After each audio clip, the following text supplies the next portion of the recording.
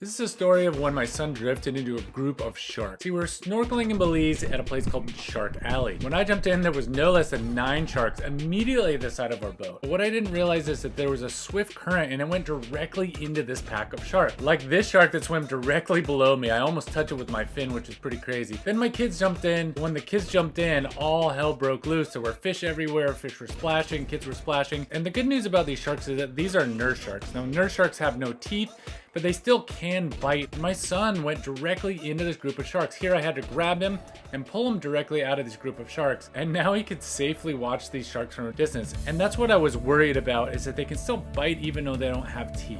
Now, even though this was called Shark Alley, there were so many other animals here. There was stingrays. Tell my little buddy was a little bit nervous because he was in the fetal position for a lot of it. After the sharks, I think he calmed down a little bit. And of course, we had a guide to show us around this channel and show us all these sleeping sharks and all these rock formations. Some of the stuff he pointed out, made all these hand gestures. I had no idea what he was talking about. Most of the stuff he pointed out, I don't remember what he said.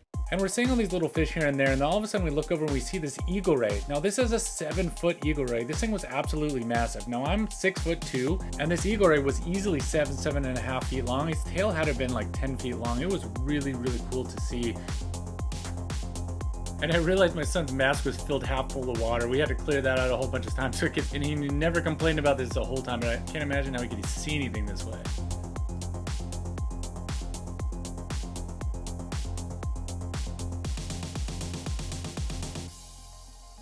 And then our guide brought up this conch shell. I've never seen a conch shell with a conch actually in it, which was really cool. And then he had us feel it. It was super smooth. I've never felt something so smooth in my life.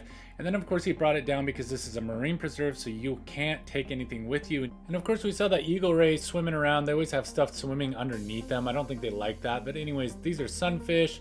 This was a butterfly fish, and I could not get over how clear this water was. It was like swimming in an aquarium. And then he found this huge sea cucumber. I had no idea they were gonna get that big. The guy loved that.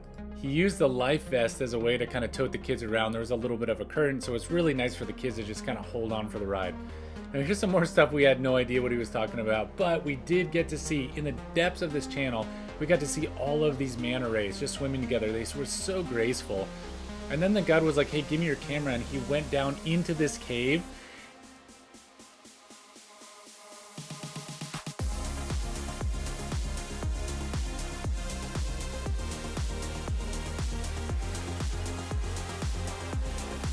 Came all the way back up.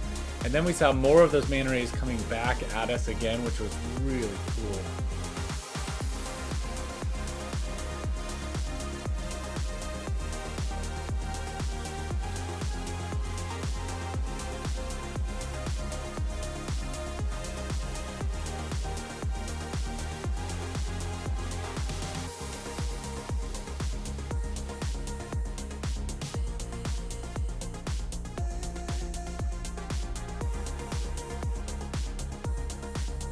So the next stop on our tour, we traveled to the other side of the island and we fed tarpon.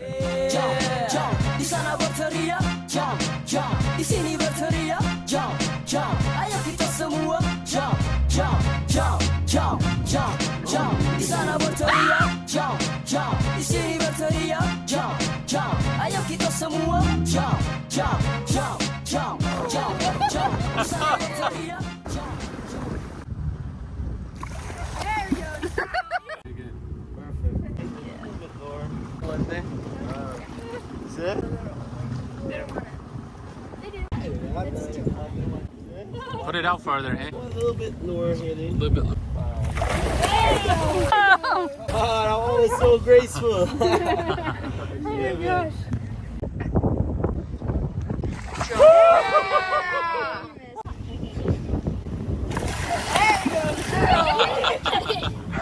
No, this look is their bottom jaw to What's open about your this mouth big? as wide as possible. Molly, Did it hurt? No. Molly. Yeah, have Henry go again. Haley, you ready, Haley? I don't know. Yes, man. This is super random, but in these trees there was this iguana that was just kind of hanging out, maybe watching us. It's kind of fun. Yeah, who's up more? Mr. Eric, you gonna give it a try? Yeah, I'll do it. Yes, sir. Yeah, man. Look at that one. So the name of these fishes are the Atlantic tarpons, alright? And that was the end of our snorkel tour around the island. Now we're staying at a place called Caye Caulker. I'm going to tell you a little bit about this island. On the entire island, there are no cars. It's only golf carts. And it's ironic because in this shot, there's a fire truck, and the fire truck was used just last week because there was a massive fire on the island weeks and weeks after we left. Anyways, what they do is they don't have any pavement. They just kind of, what they do is they pave the sand so it's nice and flat so the golf carts can go and people can walk on the streets.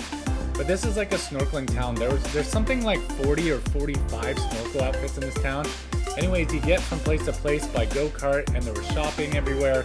And on this day, it was starting to get really, really nice. Of course, my son's there reading. He just loves to read. He'll just hunker up in the shade and read just for hours.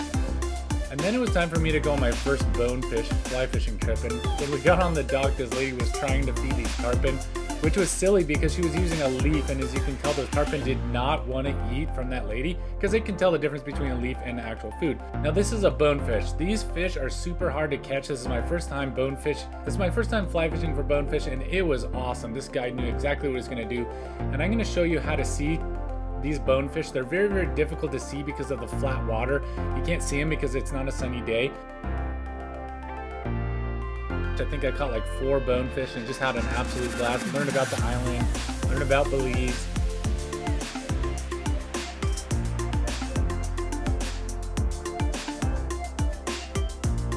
Was coming back from using the bathroom, and there was this stingray just sitting right there, and I was telling him there's a stingray right there. Man, it's terrible mosquitoes in there.